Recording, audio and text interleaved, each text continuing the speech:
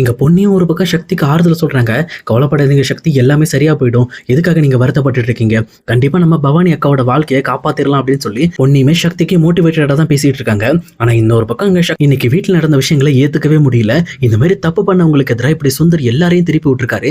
இதே மாதிரி எத்தனை டைம் பண்ணியிருப்பார் பொன்னி அப்படின்னு சொல்லி பொன்னியோட நிலைமையில இருந்து இந்த பக்கம் வந்து யோசிச்சு பாக்குறாரு. அதே நேரத்துல பொன்னியை பார்த்து என்ன மன்னிச்சிரு பொன்னி, நிறைய இடங்கள் நானுமே உன்னை நம்பாம இருந்திருக்கேன். ஆனா இன்னைக்கு தான் உன்னோட நிலைமை என்ன அப்படிங்கறத நான் புரிஞ்சுக்கிட்டேன். சொல்லப்போனா இந்த வீட்டுல நீ உண்மையை சொல்லும் போது ஒவ்வொரு நிமிஷமும் ஆனா யாருமே அதை கேட்காம உன்னை ரொம்பவே கஷ்டப்படுத்திருக்காங்க. இப்பதான் அதே ஒரு வழி எனக்கு புரிய ஆரம்பிக்குது அப்படின்னு சொல்லி இந்த பக்கம் வந்து சக்தியுமே பொண்ணு கிட்ட மன்னிப்பு கேட்கறாங்க. ஆனா பொன்னியுமே அதெல்லாம் விடுங்க, என்னைக்கு இருந்தாலும் உண்மை ஜெயிக்கும் அப்படின்றது என் மனசுக்கு புரியுது. அதனாலதான் எல்லா விஷயத்தையும் நான் ரொம்பவே கேஷுவலா எடுத்துக்கிட்டு விட்டுட்டேன். இப்பவும் உங்களுக்கும் அதே தான் சொல்றேன். நீங்க பவானி அக்காவோட வாழ்க்கையை காப்பாற்றணும்னு நினைச்சீங்க அப்படின்னா கண்டிப்பா இந்த பக்கம் சுந்தருக்கு எதிரான ஆதாரங்களை நீங்க சேர்த்து வைங்க. அதுக்கப்புறம் தான் இந்த வீட்டுல சுந்தர் யாரு அப்படிங்கறத நீங்க நிரூபிக்க முடியும். அதுக்கப்புறம் தான் சுந்தரமே தன்னோட ஆட்டத்தெல்லாம் நிறுத்திக்கிட்டு குடும்பத்துக்காக வாழணும்னு யோசிப்பாரு அப்படின்னு சொல்லி இந்த பக்கம் பொன்னி சக்திகிட்டையும் சொல்லிட்டு இருக்காங்க.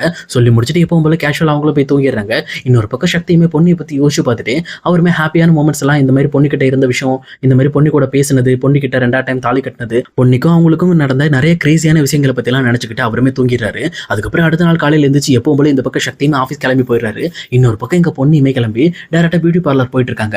அங்க போயிட்டு இருக்க வழியில இந்த பக்கம் பொண்ணுக்குமே இங்க சக்தியோட ஃப்ரெண்ட்ஸ் கால் பண்ணி, சிஸ்டர் இங்க பாருங்க, அந்த நாடகக்காரங்களோட ஊரை நாங்க கண்டுபிடிச்சிட்டோம், அந்த ஊருக்கு போய் நம்ம பார்த்துட்டு வந்தோம் அப்படின்னா எல்லாமே சரியாயிரும் அப்படின்ற மாதிரி சொல்றாங்க.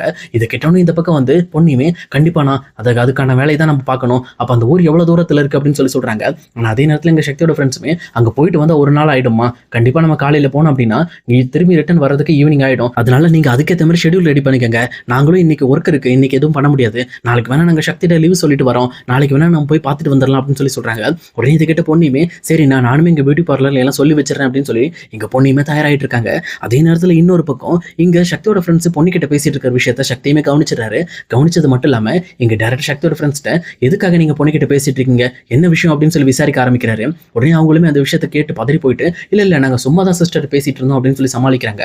ஆனா இந்த பக்கம் வந்து சக்தியுமே இங்க பாரு, என்கிட்ட நீங்க மறைக்க வேண்டிய அவசியம் கிடையாது, நான் ஒன்னும் பொண்ணு கிட்ட நீங்க பேசின விஷயத்தை பத்தி எல்லாம் பேச மாட்டேன், முதல்ல எதுக்காகன்னு சொல்லுங்க அப்படின்னு சொல்லி கேட்கறாங்க.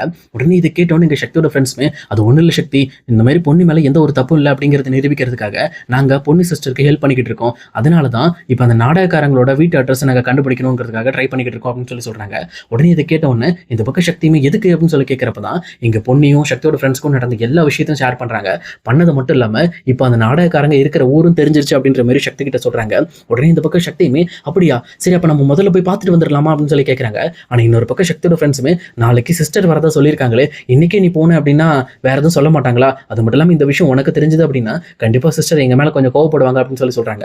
ஆனா இன்னொரு பக்கம் சக்தியுமே நேத்து அவருக்கு நடந்த விஷயம், அதே நேரம் பொண்ணு அவங்க கிட்ட பேசின விஷயம் எல்லாத்தையுமே இங்க அவர் ஃப்ரெண்ட்ஸ் கிட்ட சொல்லிட்டு இங்க பாருங்க, இப்ப நானும் பொண்ணு வேற கிடையாது, பொண்ணு மேல எந்த தப்பு இல்லை அப்படிங்கிறது எனக்கும் தெரியுது, அதை நிரூபிக்கிறதுக்கு நானும் போராடுவேன், அதனால இன்னைக்கு நம்ம 3 பேர் அந்த ஊருக்கு போறோம் அப்படின்னு சொல்லிட்டு இங்க சக்தியுமே சக்தியோட ஃப்ரெண்ட்ஸை கூட்டிட்டு எதை பத்தியுமே யோசிக்காம டைரக்டா அந்த நாடகக்காரங்க தங்கியிருக்க ஊருக்குமே போறாங்க. அதே நேரத்துல இன்னொரு பக்கம் இந்த பக்கம் பொண்ணுமே எப்பவும் போல கேஷுவலா தன்னோட வேலைகளை பார்த்துட்டு இருக்காங்க. அப்ப அவங்க வேலையெல்லாம் முடிச்சுட்டு மத்தியானம் இந்த மாதிரி சரி நம்ம வெளியில போய் சாப்பிட்டு வந்துடலாம் அப்படின்னு சொல்லிட்டு ஒரு ஹோட்டலுக்கு சாப்பிட போயிட்டு இருக்காங்க. ஆனா அதே நேரத்துல இன்னொரு பக்கம் இங்க சுந்தரமே யாருக்காகவோ வெயிட் பண்ணிட்டு இருக்காங்க. அதே நேரம் இந்த பக்கம் பொண்ணு இதை பார்த்துட்டு இந்த சமயத்தை நம்ம சரியா பயன்படுத்திக்கணும், சக்திக்கு தேவையான ஆதாரத்தை நம்மளால தான் நம்ம கொண்டு போய் கொடுக்க முடியும் அப்படின்னு புரிஞ்சுக்கிறாங்க.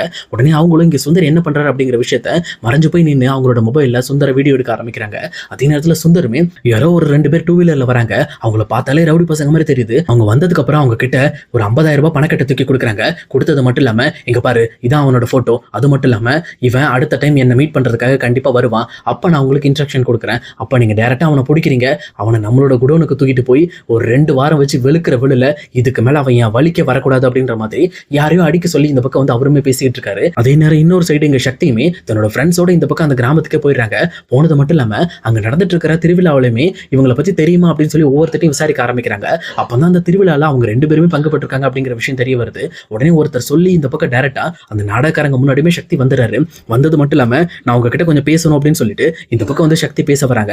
ஃபர்ஸ்ட் எடுத்தோன்னு அவங்க பார்த்து இந்த பக்கம் சக்தியை பார்த்து பயப்படுறாங்க. ஆனா இன்னொரு பக்கம் அந்த பெரியவருமே இங்க பாருப்பா, எத்தனை டைம் எங்களை தேடி வந்து நீ கேட்டாலும் ஒன்னே ஒண்ணுதான், அந்த பொண்ணு தான் இந்த எல்லா தப்பையும் பண்ணா அப்படின்ற மாதிரி இந்த பக்கம் மறுபடியும் மாத்தி போய் சொல்லிட்டு இருக்காங்க.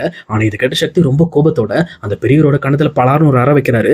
வச்ச உடனே இந்த பக்கம் அங்க பாருப்பா அடிக்கிற வெள்ளம் வச்சுக்காத, இது என் சொந்த ஊரு, என் மேல கை வச்சா என்ன ஆகும் தெரியுமா அப்படின்னு சொல்லி கேட்கிறப்போ சக்தியுமே நான் உன்ன மேல போலீஸ்ல கம்ப்ளைண்ட் கொடுத்தா என்ன ஆகும் தெரியுமா, ஒழுங்கா உண்மை சொல்லு அப்படின்னு சொல்ற உடனே அந்த நாடகக்காரங்க 2 பேருமே இந்த பக்கம் சக்தியை பார்த்து பயந்து இந்த பக்கம் பொண்ணு மேல எந்த ஒரு தப்பும் இல்ல, இதுக்கெல்லாம் காரணம் சுந்தர் தான் அப்படின்னு சொல்லி உண்மையை பூரா கக்கி தள்ளிக்கிட்டு இருக்காங்க.